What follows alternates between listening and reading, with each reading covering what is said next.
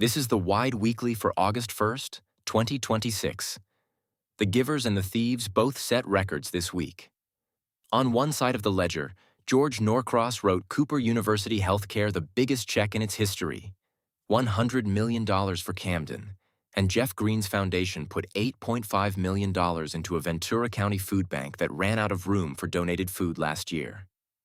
On the other side, the Justice Department charged $350 million in fraud across 7 states. The FBI flew a $32 million fugitive home from Jamaica, and 4 men got caught using ChatGPT to fake the paperwork behind a $2.2 million Medicaid theft. The difference between a gift and a grift is whether anyone can watch the money move. Watching the money is the whole reason we exist. First, the build.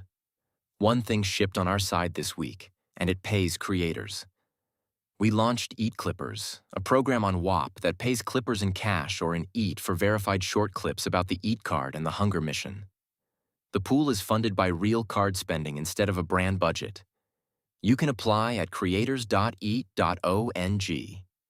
The EAT Card app is live on the App Store. The docs live at the WYDE Hub, and if you want the longer version of the mission, our co-founders laid it out on the Crypto Altruists podcast.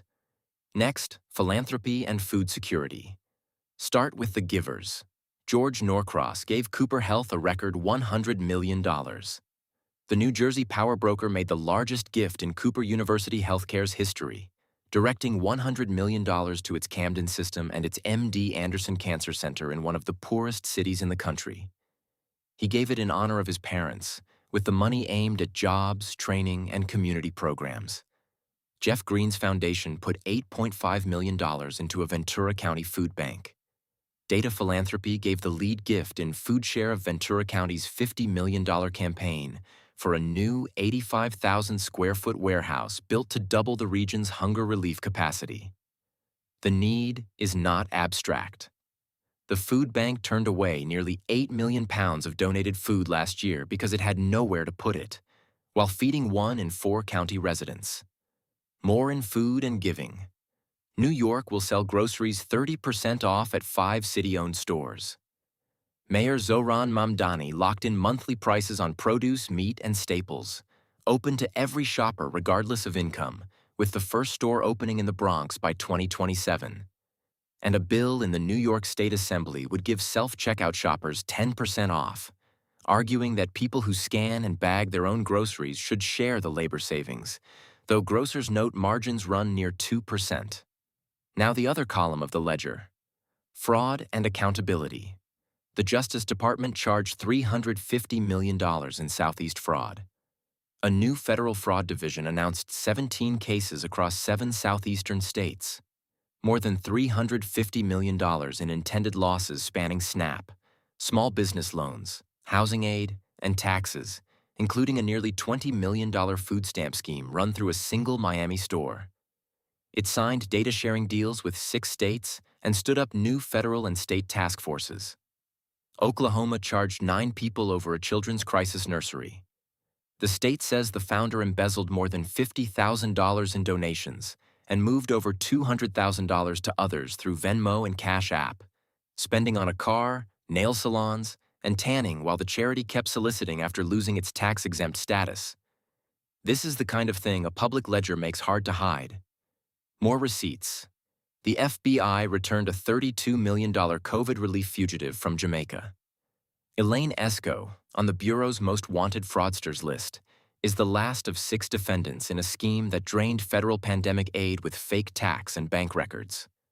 4 men used ChatGPT to fake records in a $2.2 million Minnesota Medicaid fraud.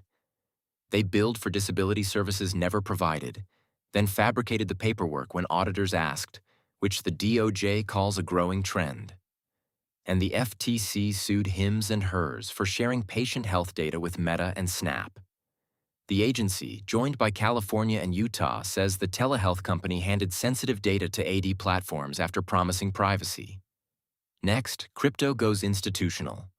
While all that money moved, the rails under it kept getting bigger.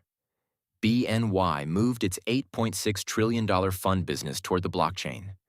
The world's largest custodian bank launched a digital transfer agency to record fund ownership on-chain, a business that today covers $8.6 trillion in assets and 7.6 million clients, with BlackRock and Bailey Gifford among the early users. When a fund is issued on-chain from the start, its ownership and value live in one shared source of truth instead of separate ledgers to reconcile. The venture firm A16Z made the case for the DUNA as the next step after the corporation. The firm argues the Decentralized Unincorporated Nonprofit Association, first enacted in Wyoming in 2024, gives an on-chain community real legal standing, limited liability, and the right to contract, pay taxes, and stand in court. We read that essay with some interest because WYDE runs as a Wyoming DUNA. Circle won a New York trust charter for its USDC stablecoin. The New York Department of Financial Services granted the limited purpose charter on July 31st, letting Circle offer custody and asset management services under state banking law, building on the first BIT license the agency ever issued back in 2015. More on the rails. Tassat launched Project Nenya to spread stablecoin reserves across smaller banks. The firm behind Signature Bank's old Signet network wants to keep stablecoin deposits from piling up at a few giants, with Citi projecting a $4 trillion stablecoin market by 2030. And Bitmart is shutting down after 9 years as crypto exchange closures hit a record. It is the third major exchange to exit in weeks, after BitMEX and AscendX. Bitmart listed ETH in April, and we are urging holders there to move to self-custody while withdrawals stay open. Then, AI and the machines. And the machines gave everyone one more reason to check the logs.